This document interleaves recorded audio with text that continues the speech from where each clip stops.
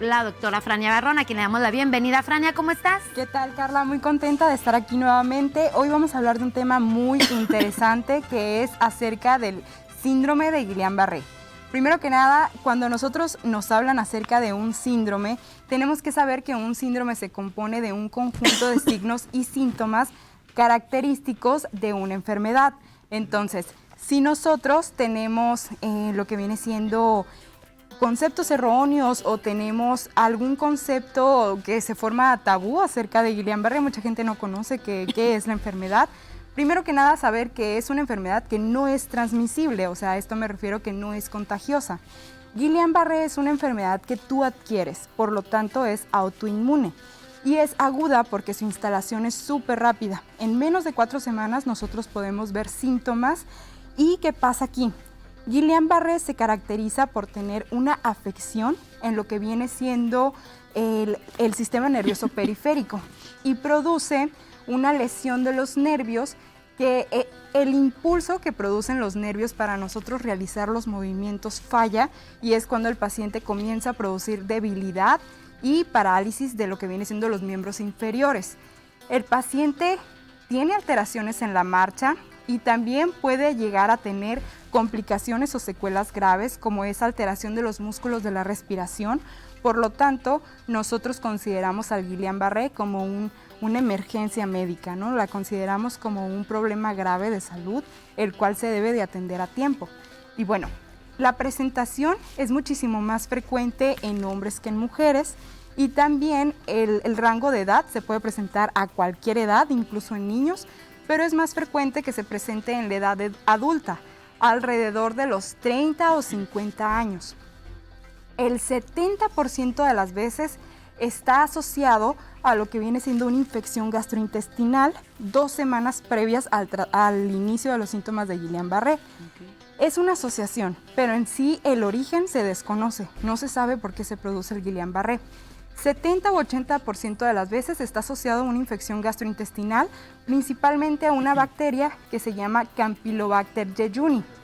Esta bacteria nos va a producir lo que viene siendo la falta de sensación, el hormigueo, la debilidad en las piernas, malestar en general, que va de abajo hacia arriba y va parejo, afecta a ambas piernas.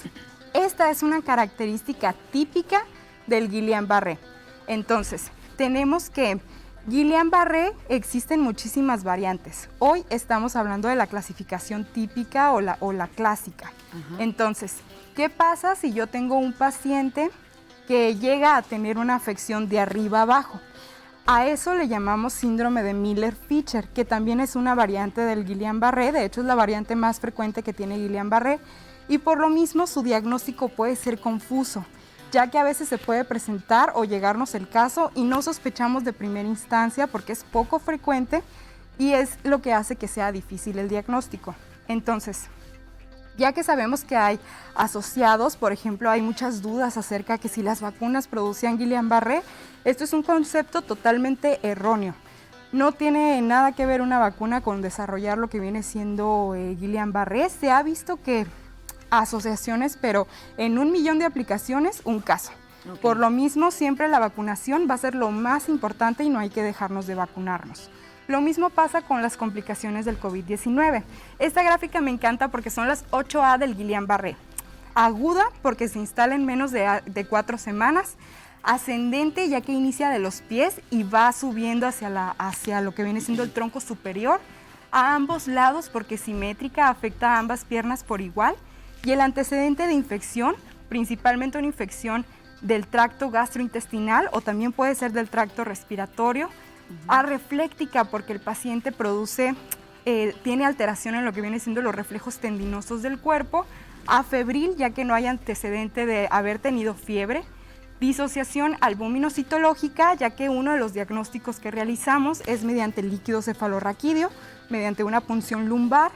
Y bueno, los pacientes presentan una característica en este líquido. Aumenta el número de proteínas en el líquido cefalorraquídeo y es parte de los indicios que nos encaminan un poquito más hacia Guillain-Barré. Y síntomas autonómicos porque son propios de esta enfermedad y son muy característicos. Si nosotros tenemos estas 8A del Guillain-Barré, estamos hablando de una presentación clásica o típica de la enfermedad, ¿ok? Entonces, ¿qué sucede aquí? ¿Por qué sucede el Guillain-Barré? Nosotros tenemos un sistema nervioso periférico que se encarga de llevar todos los nervios a llevar impulsos a nuestros músculos. Esos impulsos son los que me van a decir que yo tengo que mover las piernas, que yo tengo que caminar, que yo tengo que tener equilibrio. Entonces, ¿qué pasa si tenemos el ejemplo de una cuerda? Como podemos ver en la imagen, la cuerda es nuestro nervio. Y esos nervios están rellenos de unas esponjitas que esas esponjitas van a ser las neuronas, por así decirlo, que nos van a dar el impulso para nosotros realizar los movimientos. Guillain-Barré ataca a lo que viene siendo esa esponjita y la destruye, y por eso el paciente es incapaz de propagar ese impulso para realizar el movimiento. Entonces, Guillain-Barré, repito, no es una enfermedad contagiosa, no es una enfermedad que se transmite, es una enfermedad adquirida, es autoinmune, que nuestras propias células de defensas, o lo que viene siendo el sistema autoinmune, se destruye a sí mismo. Por lo mismo, el tratamiento va encaminado a nosotros dar esos anticuerpos que van a hacer posible que nosotros recuperemos más rápidamente lo que viene siendo las vainas de mielina.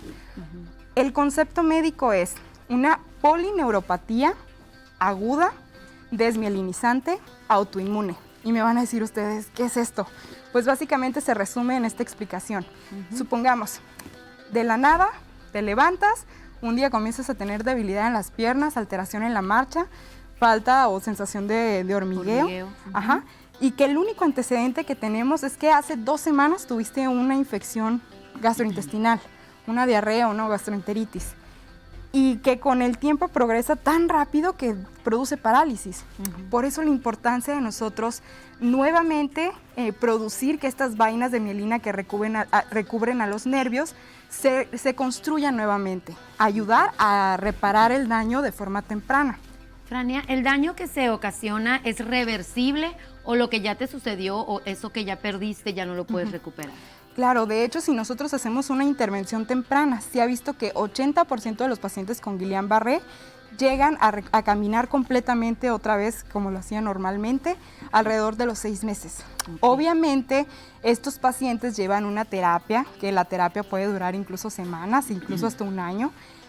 Por ejemplo, 60% de los pacientes recuperan completamente la función motora. A esto me refiero que pues, se sostienen sin bastón, pueden caminar como lo hacían completamente, todo dependiendo del grado. Exacto. Pero hay otro porcentaje de pacientes que sí van a tardar muchísimo más tiempo en la recuperación, y por eso el tratamiento va encaminado no solamente en el tratamiento farmacológico, que viene siendo las inmunoglobulinas, la plasmaféresis, que ahorita vamos a comentar sobre ellas, pero lo principal es la terapia de rehabilitación física, movilizar al paciente. Así que esto es lo principal, ¿no? Hay que tener muchísimo cuidado con esto, ya que el paciente, como va a estar periodos prolongados sentado o acostado, puede llegar a producir lo que viene siendo úlceras por presión. Claro. Así que una de las principales complicaciones son estas, y lo que buscamos en una unidad de terapia intensiva o en lo que viene siendo los cuidados intensivos es evitar las complicaciones por Guillain-Barré. Esta imagen es muy característico de Miller-Fischer, que es la variante más común de Guillain-Barré. Comentábamos que el Guillain-Barré característico típico inicia de abajo hacia arriba. Esta variante es todo lo contrario, inicia de arriba abajo. Por eso a veces los diagnósticos son muy inespecíficos y que el único síntoma que tiene el paciente es estrabismo, como podemos ver en la imagen, la desviación del ojo hacia el centro de lo que viene siendo la nariz. Ataxia, ahorita comentábamos que ataxia es la incapacidad del paciente de mantenerse de pie sin tener, como si estuviera mareado o perdiendo fuerza en lo que viene siendo la debilidad. Exacto, la pérdida del equilibrio es la definición exacta, de hecho es la definición. Así que nosotros tratamos de enfocarnos en buscar cuáles son las variantes más comunes o cuál es la presentación clásica y descartar otras patologías. Por eso presentábamos las 8A de la enfermedad, ya que Guillain-Barré, a pesar de ser muy poco común, puede llegar a ser muy difícil el diagnóstico al inicio. La característica principal es que tiene una fase de meseta, le llamamos. En las 4 semanas después de haberse presentado los síntomas es cuando más afección hay, cuando el paciente puede llegar a tener parálisis y hasta los músculos de la respiración.